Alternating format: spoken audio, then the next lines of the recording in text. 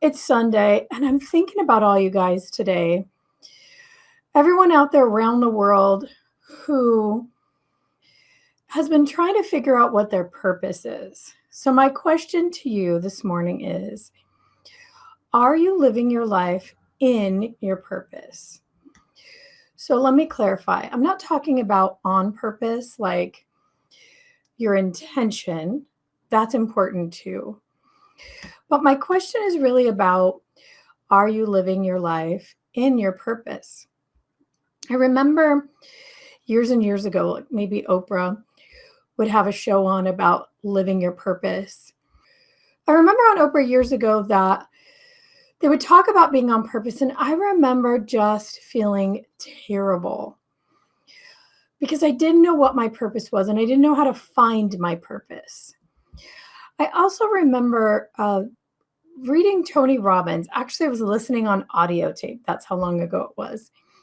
Tony Robbins and something about power and all of this positive stuff about finding your purpose and doing your thing. But I didn't know mine.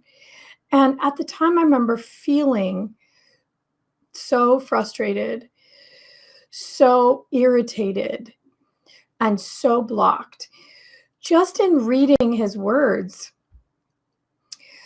I just knew that I could understand what he was saying, but I couldn't do it.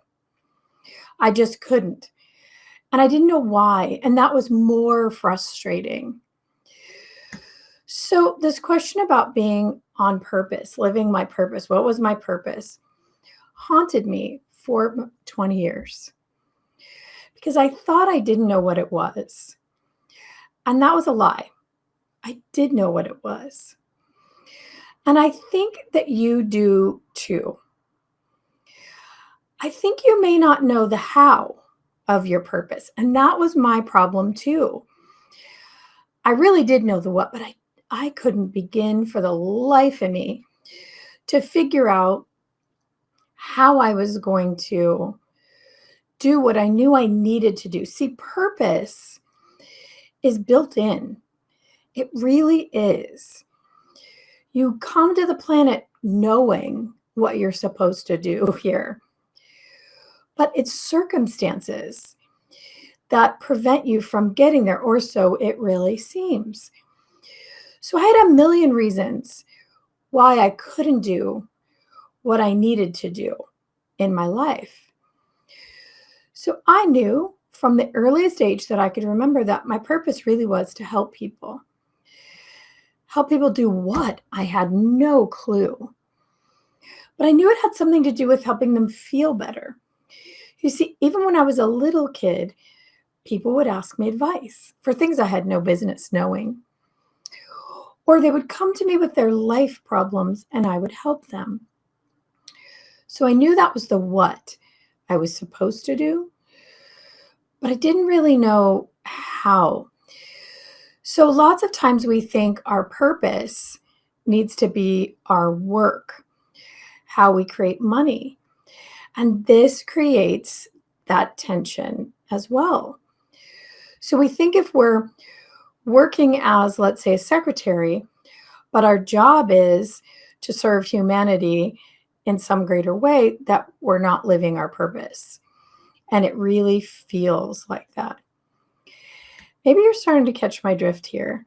Those of you who know me know what I'm about to say. Did you notice that I keep saying it feels like that? It feels like we can't get there. It feels like there's a block. There's something physical in your way, and there was something really physical in my way. But I didn't know what it was. It felt a lot like a mountainside.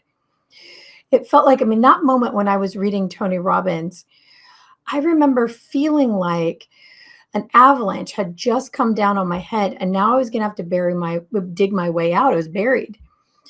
And I know that is not the intention of Tony Robbins. It's intended to build you up. So I could see my potential. And that's another thing. Your purpose is not your potential. That was confusing to me too.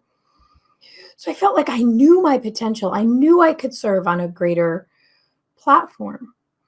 a greater stage.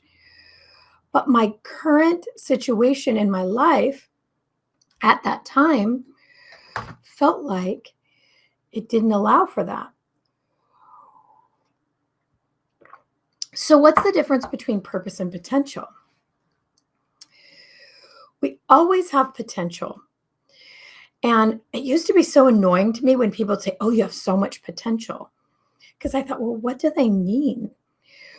What do they see in me that I don't see in myself? And also, when you say you have potential or someone else has potential, it also has an undertone of they're not living it now. It's in the future.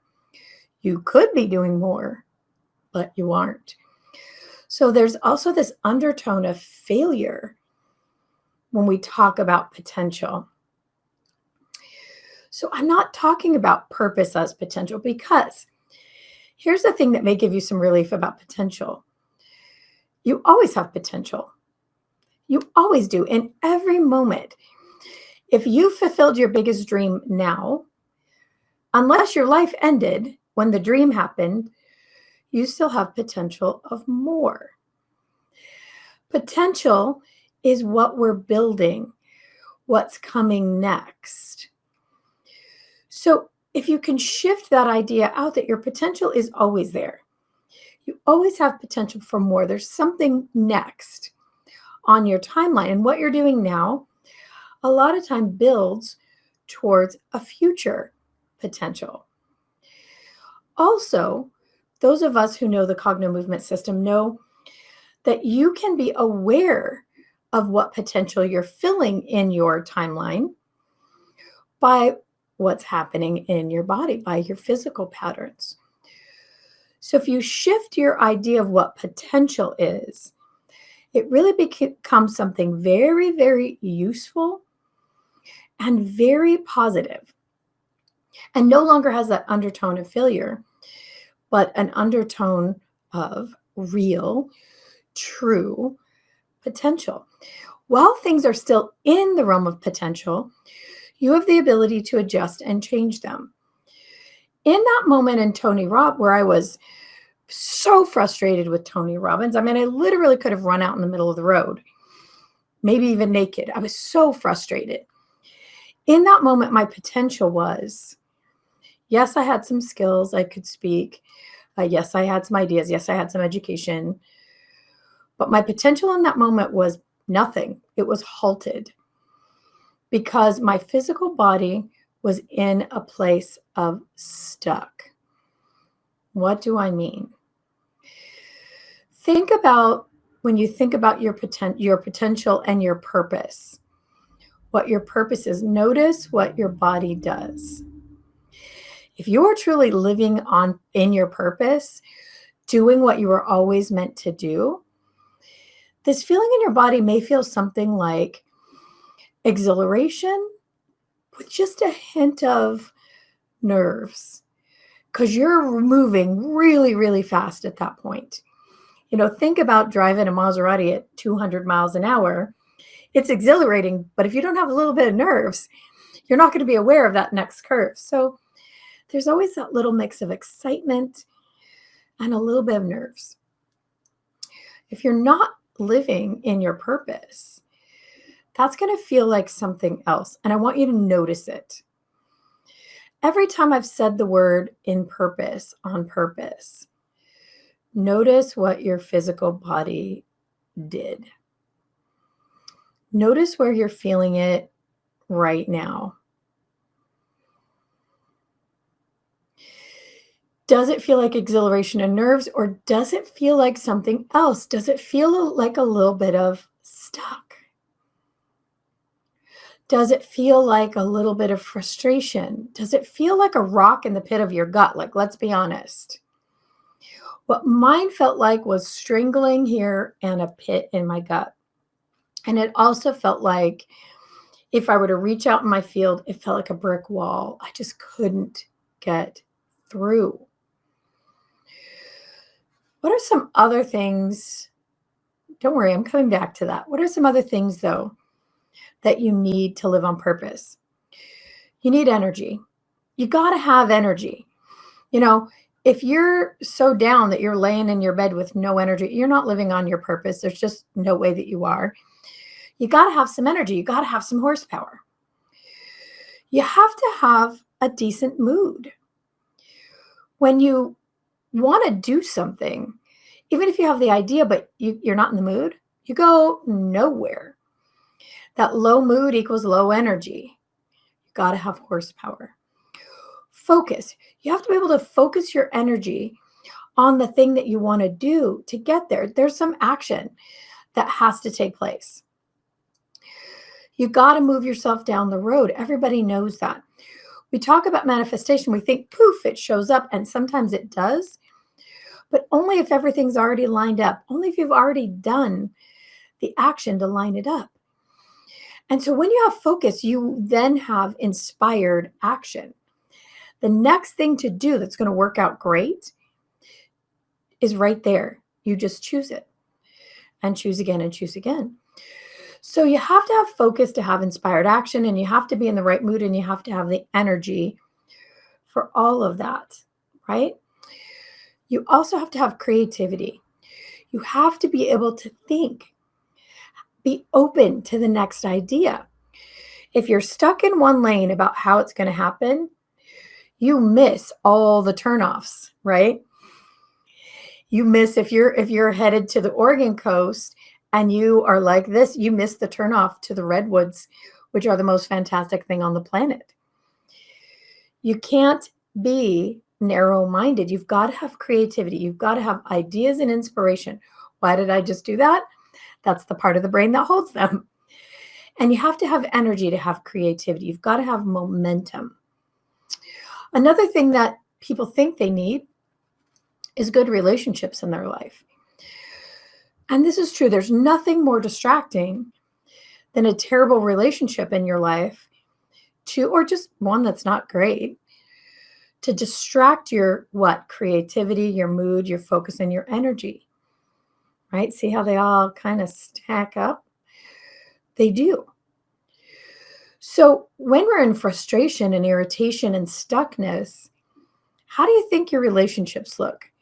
They're going to match that on some level. And that's going to distract and then drain energy all the way up the path. So many times it's our excuse for why we can't live our purpose is because we're in the wrong relationship, or our parents won't let us, or we have to move to Israel, but our family's in Oregon, let's say. So relationships are one of those things that we utilize for an excuse for why we're not living on purpose. But the truth is, your relationship isn't good because your creativity isn't good, because your mood, your focus, and your energy. Well, why is your energy low? Well, you think it's all those other reasons. You go back up and down the list. We do the blame game up and down that list. But the truth is, our energy is low because of that feeling in your body. Think about it again. Let's circle back. What is your purpose? Notice what your body does. Now, if you know me, you know I'm going to say, let your body tell the truth. What's the truth of your purpose? What is it? So if you're like me, and if you're listening to this, you're probably in this category of service to others. You know you're intended to help people with their mood, their creativity, right? Their relationships. You know that you're here to serve humanity. And in a way of talk therapy or Cognomovement like we do, or Reiki, or one of those. Or you know that your life's purpose, if you're a musician, is to serve humanity through a body of work that uplifts, that moves them, right? If you're a musician, there's nothing that drives you more than that desire to get that sound out there on the planet to serve. Or maybe you know your life's purpose is to build the most beautiful, inspiring building on the planet. Or maybe your life's mission is to create schools for impoverished children. But you get the drift here. It's always about service.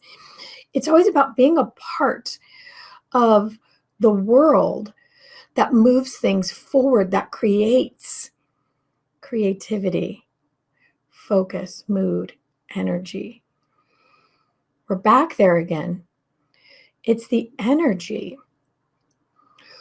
Well, where is the energy in your body that is keeping you stuck? What is stopping you? Now, I don't know all of you, but I do know what's stopping you.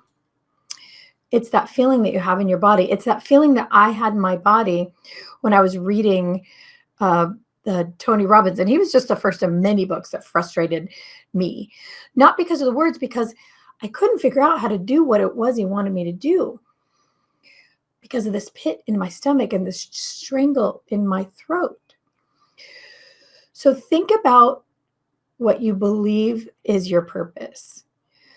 That thing that you know will move humanity forward if you were just unleashed to do it. And notice where it is in your body. Let your eyes drop. Not closed, don't go internal, just drop. Connect with your physical and feel that sensation. Now let's go on a little journey together. Take that sensation and start to move it back in time just a little. Let's go back 5 years to maybe the last time you had a nice push towards your purpose, or you stepped out just a little, even by reading a book or taking a class or thinking about being on purpose. Notice if that sensation was there. Really breathe into it. Most of the time that sensation pops up and we try to push it down like pushing a ball underwater, and it pops right back up in our face. This time, let's do something different. Move into it. Move into it like you're going to camp there and feel it. Take a big deep breath in and be in that sensation in your body. Just notice how familiar it is. Oh my God, it's so familiar that it's aggravating. Familiar. Let's move back another 5 years, 3 to 5 years, right in there. Just let your mind float back to another time when you made a decision maybe to go left or right. Right meant straight into your purpose, but scary. And left meant into that job that, paid the bills, but sucked your soul. Notice the feeling in your body. Notice if it's familiar or not. Really let your body tell the truth. Breathe into it. Walk right into that feeling. Let it really, really be there. Let's do it one more time. Let's move back 5 more years into another time when you were going to go left or right, when you considered moving into your purpose. So if you're a used car salesman and your purpose is to be an architect, it would have been that time when you thought about signing up for school, right?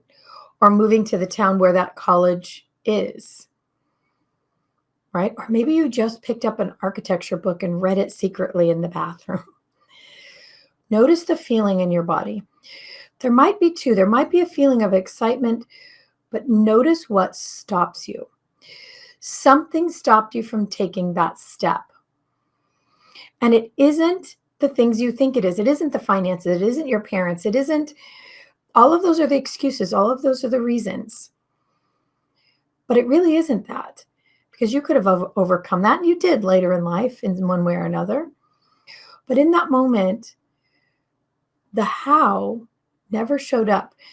And notice the feeling in your body. What am I getting at here? It's that the culprit is really not all of the external. It really isn't. Why do I say that? You're saying, well, Liz, you don't understand my circumstances. You don't understand that I don't have the money, or you don't understand that I can't get out of the job. Or, okay, let me tell you a story that I heard on Oprah years ago that really impressed me around this. It's this. There was this young woman whose mother was a prostitute. She sold drugs, or she traded herself for drugs. This young woman happened to be very, very bright, but she lived in a project in the ghettos of New York City somewhere. The men who came in and out of her life were constantly trying to assault her. Her mother, was really unable to take care of her in many ways. She lived in the worst kind of experience for a child. So she didn't have money. She didn't have support. She didn't have anybody around her encouraging her. But she took herself to school. She found a way to find clothes and food. She would study on the train. Sometimes she would spend the whole night on the train when she knew she couldn't go back home, and she studied. She studied and graduated with grades good enough to get her into Harvard. Now, you tell me what circumstances she had that drove her there. Nothing more than her purpose was clear in her physical body. Her body didn't attach to any of the rest of those stories for whatever reason. They didn't. So whatever your circumstances are right now are probably better than hers. And she got herself through Harvard, into and through Harvard. Now, for a person who has every kind of advantage in life, getting into Harvard's not easy. So life was stacked up against her, and yet she did it anyway. For whatever reason, her body was clear. So your excuses really go out the window at that point. I'm not disregarding them, but what I want you to look at is the truth of it. What actually keeps you stuck? What keeps you from picking up that phone? What keeps you from taking the next class that you know will take you on your journey? What keeps you from making the decision in a relationship that you need to make to move forward in your purpose? It really is a sensation in your body. It's the thing that stops you dead in your tracks. So I want you, for once in your life, to be really honest. What is your purpose? And I want you to write it down. Write it down now. Let yourself tell the truth. You can burn it later, but at least tell yourself what your real purpose is. Even if it feels like the most outlandish thing you've ever done in your life, or ever would do, or ever could do, and it's not possible, write it down now. And as you write it, your eyes are going to be in that down position. Your hand is going to be writing, and I want you to feel what your body is doing as you write it down. Now, there might be some exhilaration, but notice that familiar feeling, the one that little journey we just went on. Really feel it. Yeah, that's it. That's the core feeling. That is the thing that is stopping you dead in your tracks. And I'll tell you what else it's doing. It's draining your energy. Remember, we talked about you need the energy, you need the focus, you need the mood, you need the creativity, you need the relationships. And all of those boil back down again to the energy.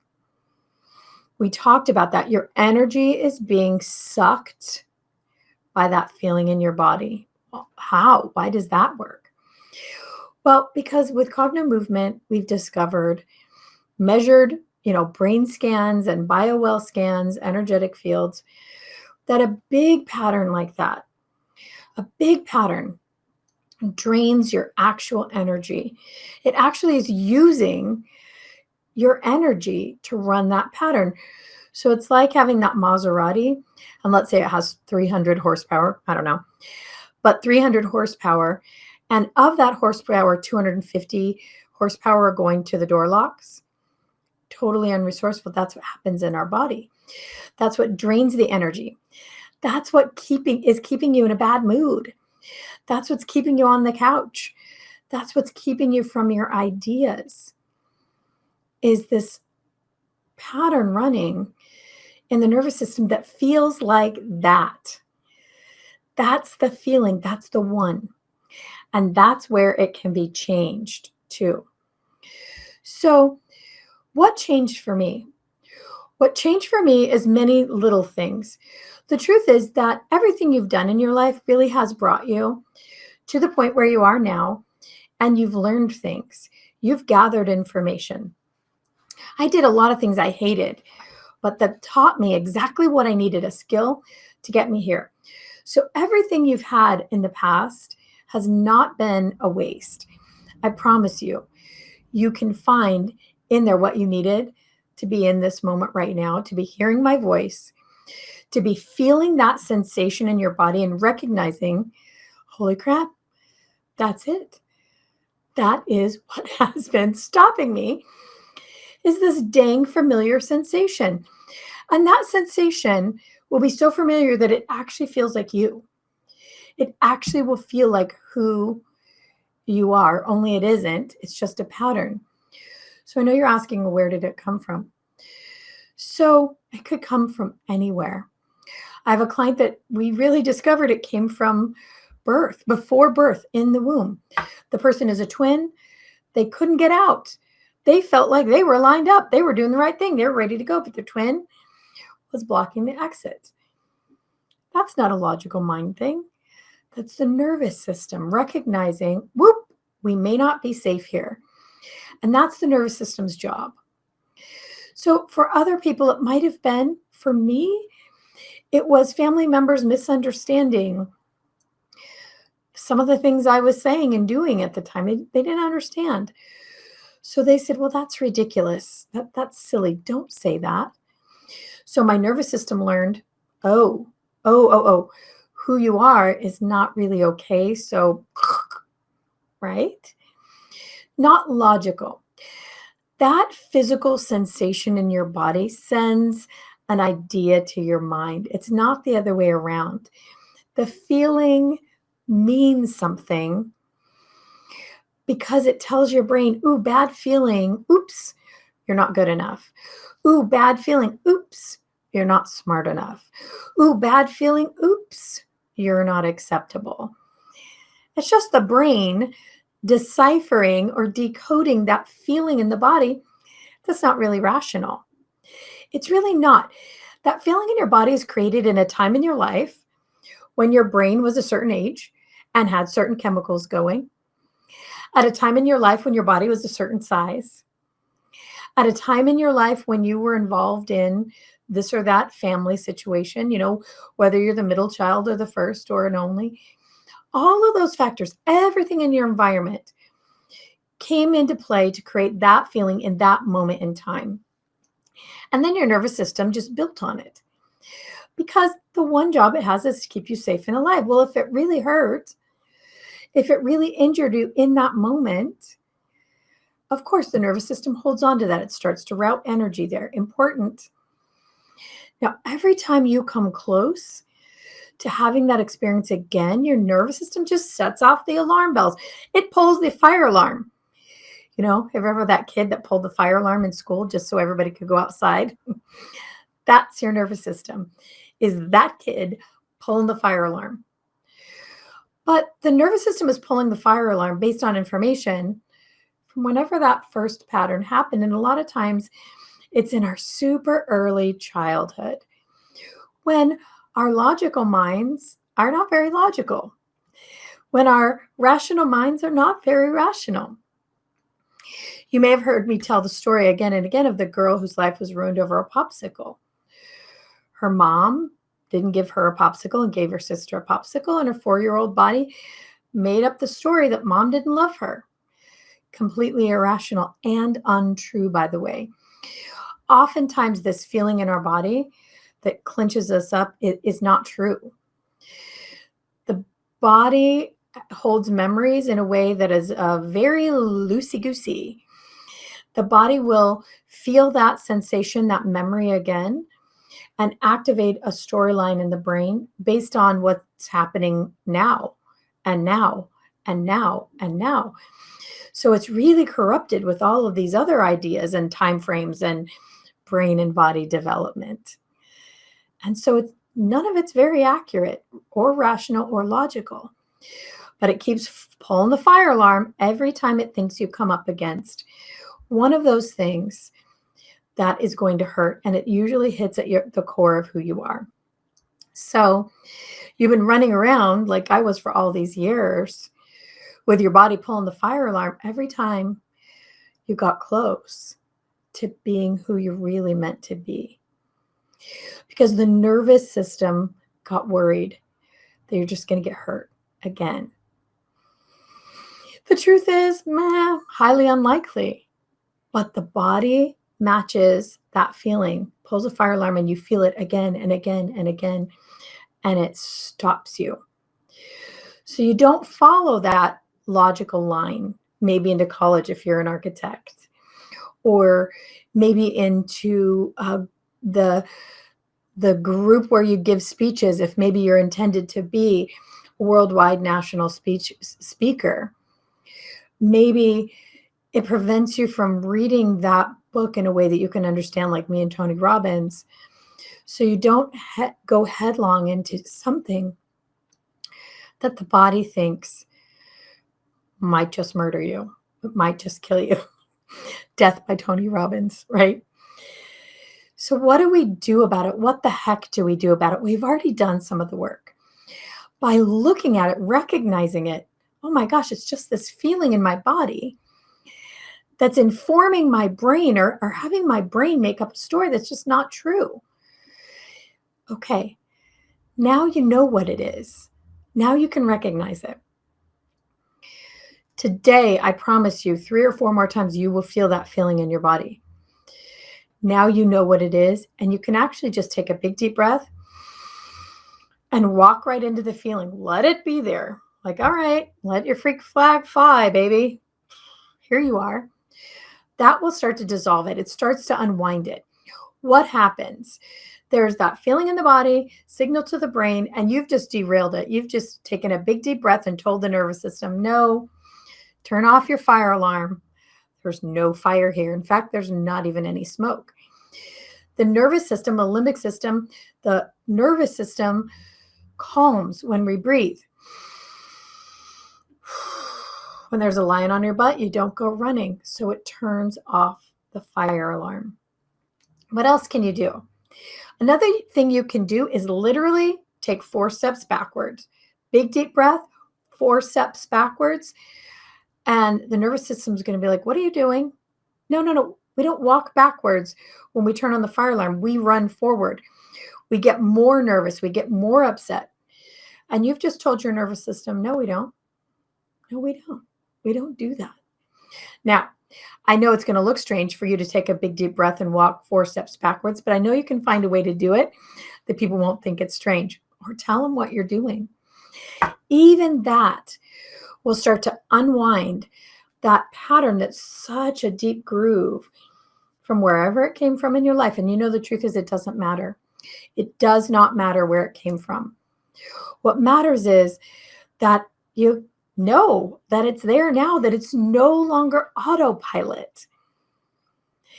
And then once you've told the nervous system, shut off the fire alarm, kid, knock it off, now you can move forward with that thing you were about to do, that thing you were about to say, you know, that YouTube video you were about to make, that conversation that you were about to have. Now you can move forward, because that feeling in your body may not be totally gone, but it's going to be completely diminished, and over time it will be diminished. Now, what do you do if you just heard me say all this and you're like, no. I want that thing gone now, like now. I want it gone today. Well, that's where my life's purpose comes in. That's where Cognomovement comes in. When Bill and I started to create this, started to build this thing, Bill had this funny little idea, and it clicked for me. I knew exactly what to do with that. I knew that everything in my life had built to that moment to create a modality that could change the way the nervous system was functioning. I became on purpose and in my purpose in that moment. But I still had a long way to go, because the technology of changing your nervous system now wasn't fully developed. It wasn't fully vetted out. So in vetting it out, Bill and I had to do a heck of a lot of work and rewiring our own nervous systems. And when we did, our lives expanded. The fence lines moved, the parameters of our lives changed, and we realized that our lives are being created by these core feelings, these feelings that were stopping us, and sending an idea to our brain that we couldn't go forward, keeping us in low energy, low mood, low focus, low creativity. So as we blasted each one of those out, the technology emerged more and more, and we learned that there are ways that the body has already built in to shift this instantly. So Bill created this tool that would change the way the brain was functioning in the moment. And then we layered on things like the body's own natural ability to move itself through emotion through eye position. Then we learned that the files in the brain could be accessed right through the eyeballs and the eye position and changed even more. That thing, that core feeling that you experienced when you wrote down what your mission in life is, what your purpose is, that we could find the reason for it, and we can pluck it out. So this was the culmination of my life's purpose, and it continues to be Bill's. But what it took to get there is the constant commitment to, in the moment, changing that nervous system pattern. Keeping the kid away from the fire alarm, recognizing, when our inner kid wanted to pull the fire alarm and when it wanted to get the nervous system hot, on fire, draining our energy, creating low mood, creating low focus, and creating low creativity, and really messing with our relationships, our sleep, and the list goes on, and our reasons would match.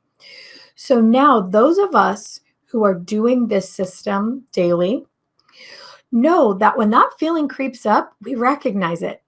Hello. And we end it because we know it's not the truth of who we are. We know it's just an old pattern created by a really good body trying to keep us safe, but interrupting our purpose, interrupting the truth of who we really can be, really diminishing and blocking that full bloom of potential that we really are. So I know a lot of you out there have done many things, Psyche, Reiki, NLP, brain spotting, neurogym, many of these things. And many of you may have found your purpose there, but if you're listening to me, you may not have. It may not have been complete. They're beautiful pieces that don't quite have the whole answer in them. Why? I don't know. They are the answer for some people, but they may not be the answer for you. They weren't the answer for me, and they weren't the answer for Bill. This became the answer because it's so complete. And it isn't about meditation necessarily. It isn't about something in the future. It isn't about changing your higher self, even though all of those things happen. It's about the now, right now, changing the thing that drains the energy, changing the pattern in the nervous system that is sending those racing thoughts to our minds. I just threw my ring. That's how excited I got about it. The racing thoughts are just a side effect of that feeling in the body, of the kid pulling the alarm, of the nervous system going hot. That's it. So I want to encourage you to try the tool that I gave you. When you notice this feeling, it's stopping me. Breathe. Walk backwards. Tell it, turn the fire alarm off, kid. Try it, see what happens. If you love that and it works for you, come try Cognomovement. I promise it will take you so much farther on your journey than you ever even imagined possible. And if your purpose is to serve humanity, join us as a practitioner. We are serving humanity in a way we never dreamed possible. Every person who clears one of these neurological blocks changes the planet.